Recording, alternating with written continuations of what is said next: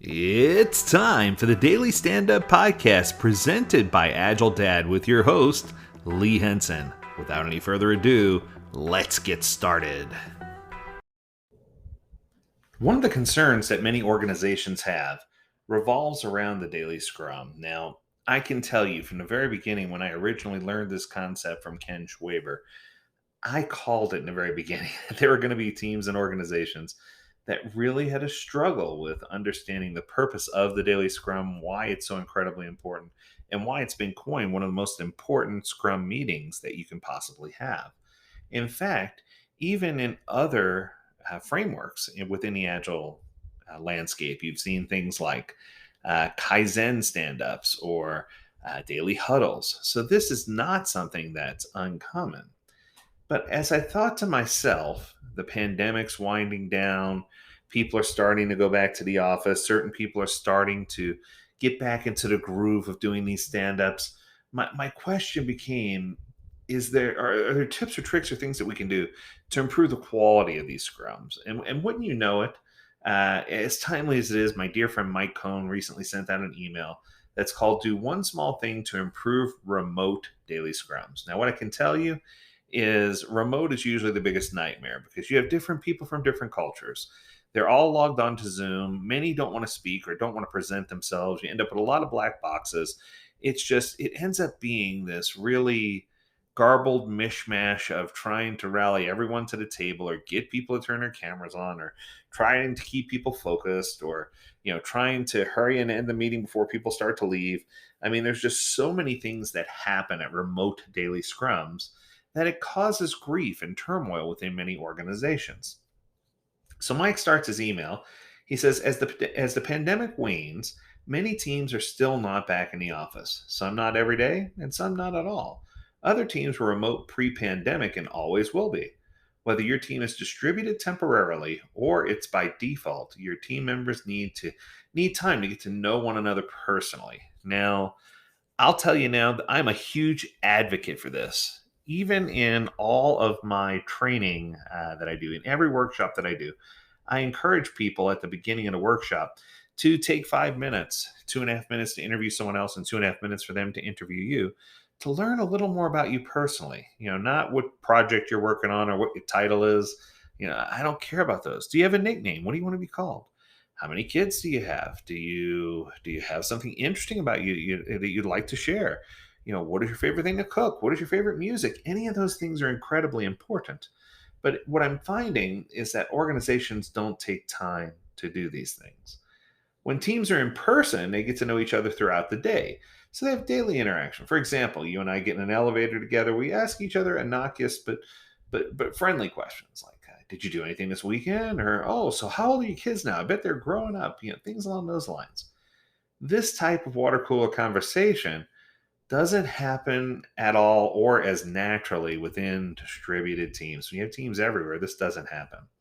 So the question becomes, and this is a question that I've had forever, how do we get or encourage casual chit chat between teams? So here's Mike's recommendation. And I thought it was kind of interesting because the one thing that people say they hate the most about the daily stand up is that it takes time away from the things that they would rather be doing. But in this case, he said, every so often, I throw the daily scrum time box out of the window completely and require the start of each day to be 5 minutes of facilitated small talk. Now, this blew my mind because I'm sitting here thinking to myself, there's so many people on a team who are introvert who really don't care and don't want to talk to everybody else.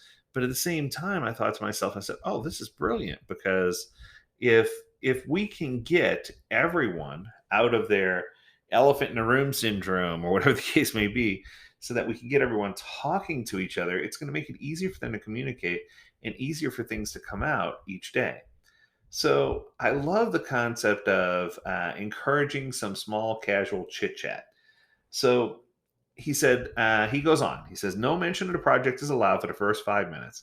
Team members share anecdotes about their hobbies, what their kids did the night before, the great movie they saw, anything like that. After the mandatory 5 minutes of chatting, we can then start the normal part of our meeting as prescribed. I love this, right?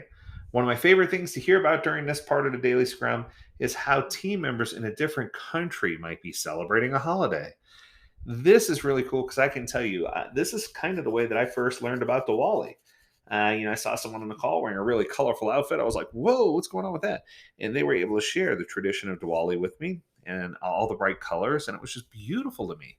And I was so grateful that I had an opportunity to learn about that, but that would not have happened had we not been on a call with cameras on and had an opportunity to talk about it. So he uses the example. He says, when on the phone with my team members in a London based team recently, I got to find out what the Queen's Jubilee was all about. 70 years as Queen. Can you believe that? 70 years? That's a long time. Until hearing more about some holidays from coworkers, I had no idea what the festivities were like or why they were important or what they were. And I think it's just so important for us to get our head around why things are important, why we're listening to them, what they are, and who should be involved. And I think that we don't necessarily take the time to do those things. So while I fully support having a time box for the daily stand up, 30 seconds per person, not to exceed 15 minutes, for some teams, I occasionally break that rule by starting with this 5 minutes of mandatory small talk. I suggest you try it. I bet you'll learn a great deal more about your remote teammates and find yourself with being more naturally able to be honest and comfortable with each other and being able to talk out loud. So you'll have more frequent interactions, and that those interactions will be fruitful, and that you'll be able to get the information you need quickly.